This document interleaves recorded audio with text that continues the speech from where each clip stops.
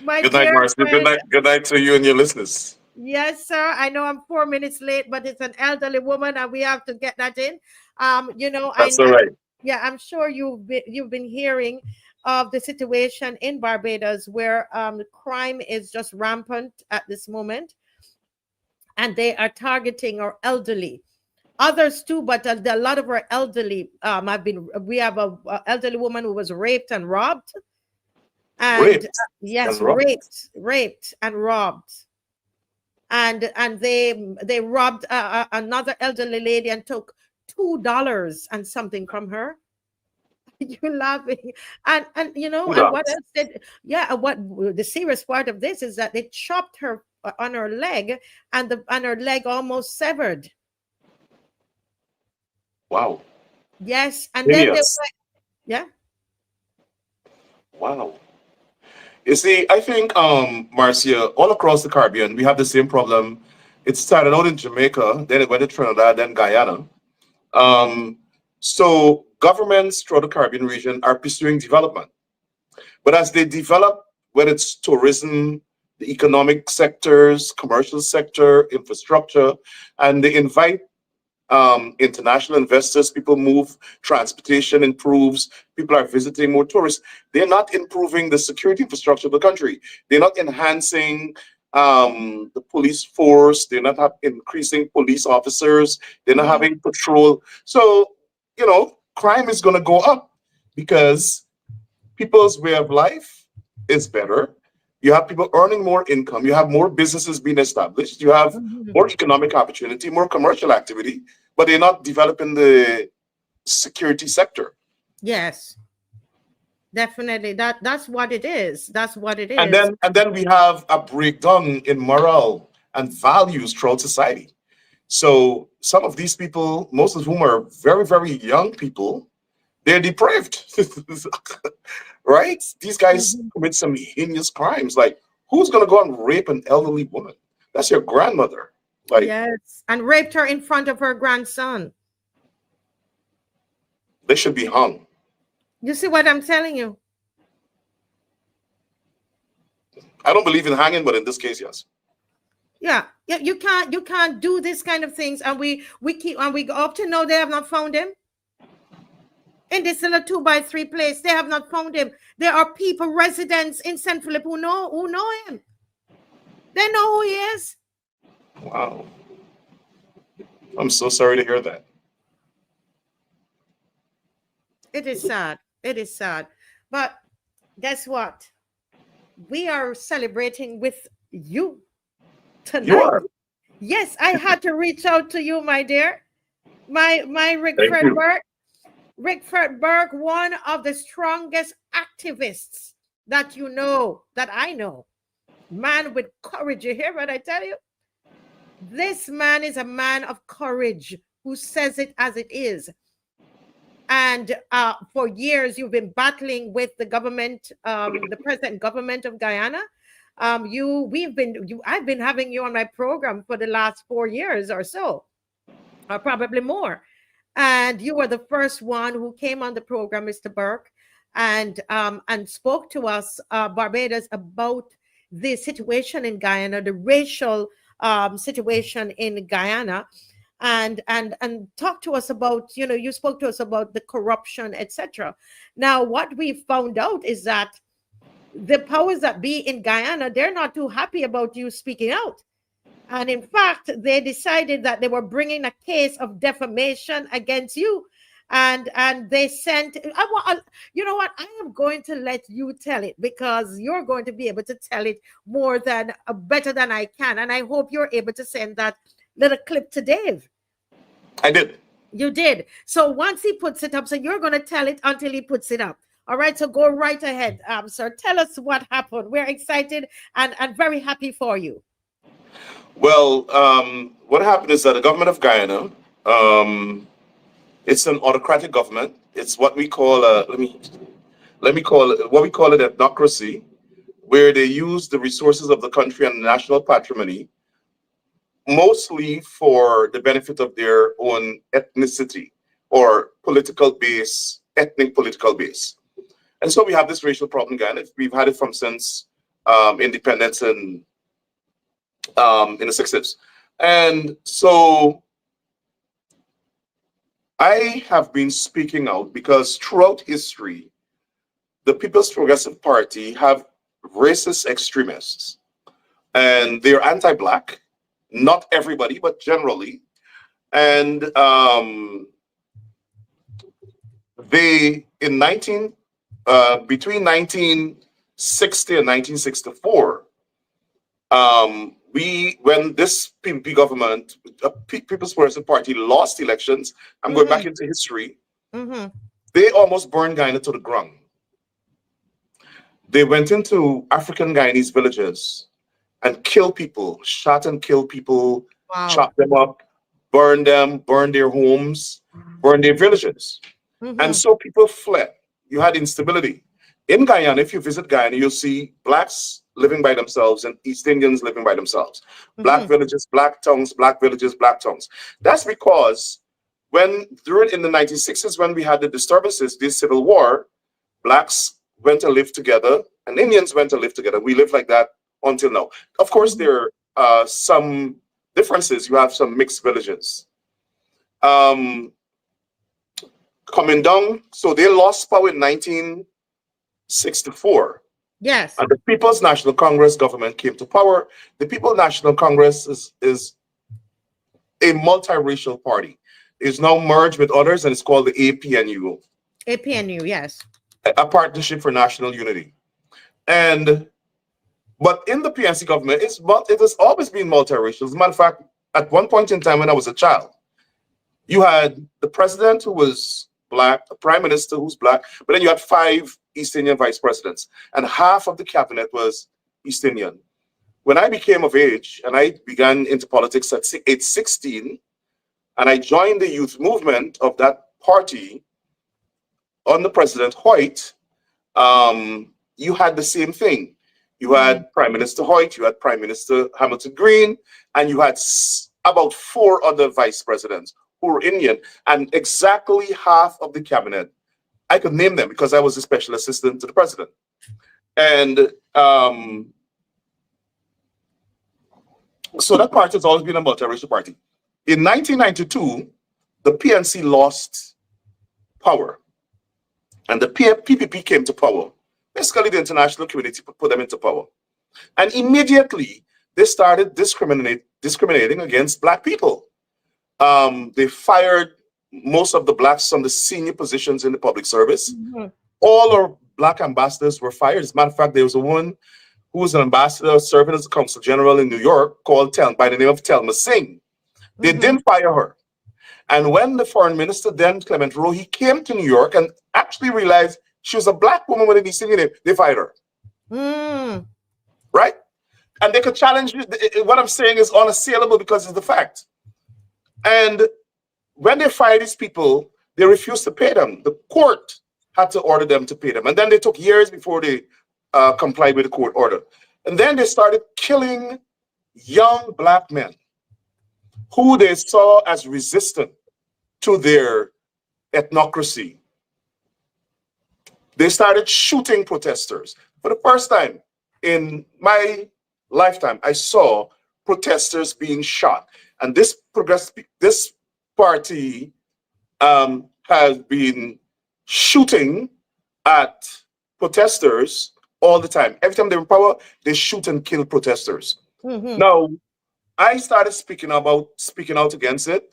Barrett Jagde, when he was president, he formed these death squads. His party and his government formed these death squads. This is not alleged, this is a fact. They formed the death squads. The Minister of National Security was the head of the death squad. And how do you think we found out that? Somebody leaked his telephone records. And he was in daily communication with the killers. His name is Ronald Gadrach. And these people systematically killed out people. They're trying to say they formed the death squad to hunt down prison escapees because the police officers couldn't be trusted. Nonsense. They had a secret murder for hire gang killing out people throughout society. According to President David Granger, when he was president, the stats showed 1,400 people were killed during that period of time, most of whom were young black men. We saw that as a genocide and we started calling for an investigation. Now, when there's a gentleman by the name of Roger Can who was heading this gang, and he put out a full-page ad in the newspapers saying that the government hired him and his gang to complement the work of the police force. Boldly, he said that. So Roger Can's gang they were doing all these killings. And I'll tell you about his fate. They killed a journalist, broadcast journalist just like you, Ronald Waddle, my friend's dad. He was speaking out just like you on a television program. One day, when he was going home, they sent somebody to conduct surveillance of his home. When he arrived, they called the death squad. They shot him multiple times. And later on, Roger Can was brought here for trial. I'll come to that. But during his trial, I need to put this in. During his trial, the United States Justice Department in federal court in New York, before Justice Dora Izari, the United States Justice Department put on evidence in the case to show that when Ronald Waddle was murdered, was shot, and his family was taking him to the hospital, Roger Can, the head of the death squad, called the then Minister of Health and told him, "We have shot him. He's being taken to the Georgetown hospital. Let him die," quote unquote. And they have this information. How do you get this? It's in the court records. That's the testimony. Testimony, I see. So that's the testimony. One of the people who was involved in the shooting of Ronald Waddle testified that when they went back to their gang headquarters and they were discussing it with the head of the gang, in his presence, the head of the gang, Roger Can, picked up the telephone, called the then Minister of Health, and told him, "We got him. He's been taken to the Georgetown hospital. Tell the doctors, let him die." Not Burke speculating. Testimony put on by the United States Justice Department. Wow. Let me fast forward. Roger Can and his gang killed out so many people in Guyana, and they were also involved in drug to fund their activities and shipping drugs to the United States. The United States government started tracking him. The United States government then sanctioned the government of Guyana under the Bush administration, and he escaped to Suriname. They started to engage the army and the police force to get him. They even had federal agents in Guyana tracking him. He escaped to Suriname. When he escaped to Suriname, he linked up with his drug network there, and the US government had engaged the Attorney General of Suriname, then who is Santoki, now the president, outgoing president of Suriname. And he ordered the Suriname Army and police, law enforcement, to track him in Suriname. They then put together a plot to kill Santoki. And I don't know how the intelligence unfolded, but they caught him in Suriname. Wow. And you're alleging that this was being organized at a governmental level and through the security forces of the country? His activities in Guyana was in coordination with the government, the Minister of National Security, and members of the Guyana police force, some of whom are still in the police force now, junior officers, then senior officers now. So when he was caught in Suriname, Suriname deported him on a plane. And while he was on that plane, the United States government ordered the plane to land in Trinidad and Tobago. And when the plane landed in Trinidad and Tobago, the FBI and DEA agents arrested Roger Khan, brought him to the United States, tried him. He was convicted. Okay. And he was jailed for 15 years. Hold on. The man think he's so bad that when he was in jail, he arranged through his lawyer to hire a hitman to kill that same witness that testified. So let about me what ask you happened. something. So you're saying, okay, so what you're saying is that this person was convicted in the US and spent 15 years, and you are alleging that this man ordered a hit on somebody else in Guyana when he was in jail? Not in Guyana. Not in Guyana. The guy was here testifying in court. I'm not alleging. I'm stating a fact because this is Okay. court records. This happened. This Okay. happened while he was in jail on trial. He, Roger Khan, according to the United States Justice Department, ordered a hitman, ordered a hit on the witness that testified that he killed Ronald Waddle. Ah. And his lawyer at the time arranged the hitman. And the mistake they made, Marcia, when they went to hire the hitman turned out to be an FBI agent undercover. His lawyer then was charged with witness tampering, witness intimidation, and went to jail for 20 years, more than Roger Khan. Right? Good. So before the United States government stepped in and started to pursue Roger Khan, I, Rickford Burke, and a team of my executive members from the Caribbean Guyana Institute for Democracy went to the United States State Department and met with the Assistant Secretary of State for the Western Hemisphere and his deputies to present information about what these guys were doing and demonstrated the complicity of Barbados government. And the United States government took that information, and the rest is history. Now, we have been, since then, championing, demanding justice for these people that were killed.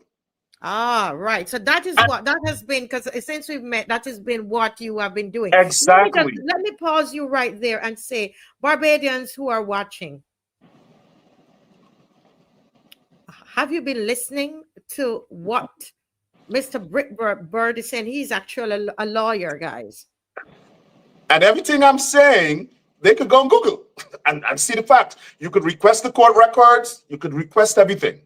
But what I want them to do is, because he's here talking, he's going to talk to us about the cybercrime bill and how the government, the Guyana government, who they instituted that cybercrime bill, and how they lost in court concerning this man you see on the screen. You know what we're dealing with in Barbados. You see the elevation, escalating of the crime situation. So you know there's also an orchestrating, I'm telling you, Mr. Burke, with this thing, with the crime and how some people are planning to use this crime. The criminal elements in the country. I want you to listen with those ears tonight, Barbadians. Share this link. This is education for us, for what they are trying to bring in Barbados. But continue, sir. Yeah, I'm giving a history of why the government started to pursue me. Yes. So, we started to demand justice. And we've been at it. Barjagde, who was the then president, he and I clashed so many times over this issue. Now, Barjagde's strategy is anybody who comes up against him that he finds as a formidable opponent or enemy, he tries to criminalize them. So all of those people that were murdered, the PP's position was they were criminals. They're criminals. And Marcia, there has been no investigation. All of these people have been murdered. No investigation. Ronald Waddle, no investigation. And we have been demanding this. We formed CGID because they wrongfully locked up Mark Benchka. Tell us, what is CGID? At the time we formed this organization, CGID, we formed it in 2001. And the name of it was Guyana Institute for Democracy. But we were such fierce and staunch advocates for Mark Benchcott, who the government arrested because he was protesting and charged him with treason. Bar Jack Dale again. And we carried out an international campaign until he was freed. And other Caribbean nationals joined the organization because they saw how effective we were. So we had Jamaicans, Grenadians, Haitians, Trinidadians, and Barbadians who joined. So we decided like, hey, these guys are not Guyanese, so let's change the name. But we add Caribbean to the front of the name. We didn't want to take out Guyana because that was the origin of the thing. So throughout history, I mean, throughout this whole period, we have been campaigning for justice for these people. And then coming up to the elections in 2015, PPP activists at the time murdered Courtney Camuing. He was an APNU political activist. He was campaigning for the APNU at the time he was murdered. He had the literature. He was going throughout the community with a loud hailer, calling on the people to vote for the APNU, and people who stopped, he was giving them flyers. Prior to that, there was an issue with the Attorney General, then who's the current Attorney General, Anil Nanlal, where Courtney Camuing felt that he did something egregious. And Courtney Camuing mounted a one-man protest at the Attorney General's office. And according to police records and Camuing's family, he was threatened with death. I have those records. Courtney Camuing was threatened twice. Twice. And according to the document I saw, which was submitted to the FBI, he was called into an office, into the Attorney General's office, and told plain that I will kill you. Now, listen, guys. No, I'm here. My blood is chilling. What you're talking about here, and somebody actually. And like I said, I have documentation to back up everything I said. Someone just sent me the YouTube clip with the whole thing you're saying. Now, what I'm saying to Barbadians, those of you in other political parties that listen, because I am telling you, this is where they are trying to head. You hear what I tell you? This is where they That's are not trying happening. to head. There's Marcia, there's no way Barbadians will put up with what Guyanese have been accepting in Guyana. No way. It wouldn't happen in any other country in the world. It would not. We are too passive. But let me talk about this young man. I am particularly angry about this young man's murder. Now, when this guy was murdered, the police arrested Kwame McCoy, who's currently the Minister of Public Affairs in the Office of the President. And police were investigating the current Attorney General, Anil Nanlal, and his security. Matter of fact, if you Google the police reports around the time, witnesses said that the vehicle that pulled off after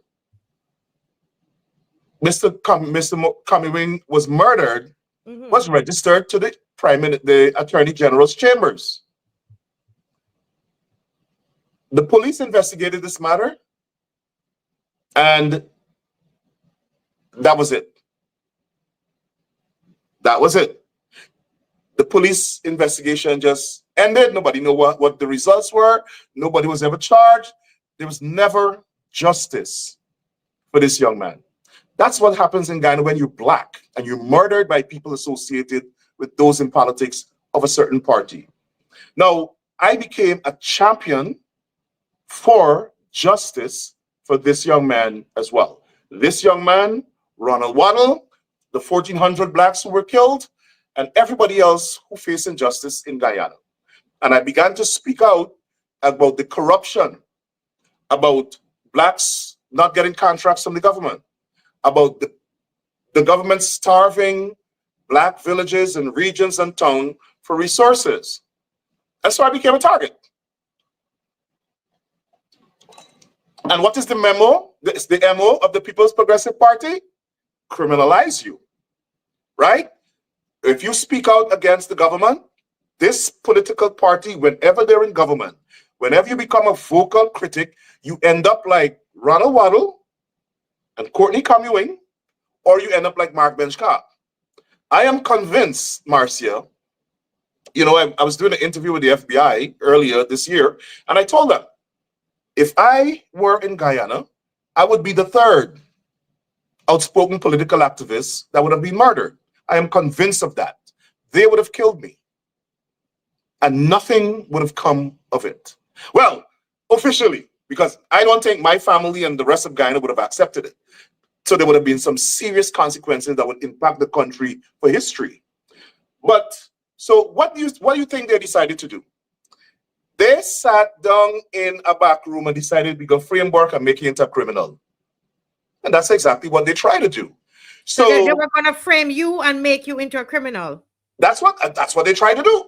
So, and I've been speaking out here in the United States of America, and I'm very connected to very powerful politicians in this country from both parties. And I started getting information that the government of Guyana has been sending some serious letters to the American government. Rickford Burke is a criminal. He must be arrested. The Guyana embassy sent 7 complaints to the United States government for me. 7. And in addition to that, the Attorney General of Guyana, Anil Nanalal, wrote the United States government 3 times about me, complaining for me. In addition to that, anybody from the Justice Department that goes to Guyana, be it United States Marshals, prosecutors, FBI, he complains to them for me. And I'll tell you why. Because as far as I'm concerned, he feels, you know, he feel away. Let me put it that way. He feel away. There's another word I want to use, but I'm on your show. I'm not on my show. But so we, from time to time, CGID gets complaints, and some other social media influencers get complaints about people being unjustly treated in Guyana. So one day, I was going through my messages on social media, and I saw this woman sent me 7 messages consecutively. 7 messages, 7 days. And I was like, let me read this thing. I read it, and she's like, I need help. BM Sold Car Dealership is trying to bankrupt my family. And then she said, my son took a car from them. They came and took away the car, and they took back my car. And I was like, what? All right. So I messaged her back. I was like, what's the issue? And then she called me. And I don't take social media calls, but I took that call.